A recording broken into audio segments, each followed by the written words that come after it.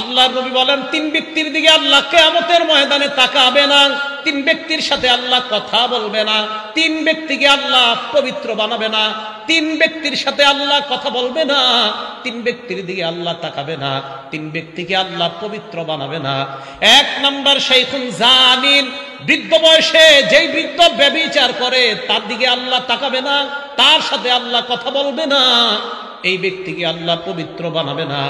এক নাম্বার শাইখুন জানিন, বৃদ্ধ বয়সে যে জিনা করে ব্যভিচার করে, বয়স হয়ে গেছে, ওই বয়সে যে জিনা ব্যভিচার করে তার দিকে আল্লাহ তাকাবে না, তার সাথে আল্লাহ কথা বলবে না, তাকে আল্লাহ পাক রব্বুল আলামিন পবিত্র বানাবে না।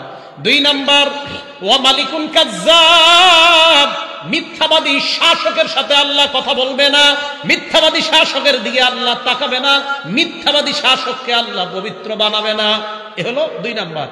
তিন নাম্বার ওয়া আইলুন মুস্তাকবির, অহংকারী দাম্ভিকের সাথে আল্লাহ কথা বলবে না, অহংকারী দাম্ভিকের দিকে আল্লাহ তাকাবে না, অহংকারী দাম্ভিককে আল্লাহ পবিত্র বানাবে না। একবার বিছানায় মাথা লাগায় চিন্তা করেন, আমার নাম যদি কিয়ামতের ময়দানে অহংকারী হয়ে যায়, আমার আল্লাহ আমার সাথে কথা বলবে না। আমার আপনার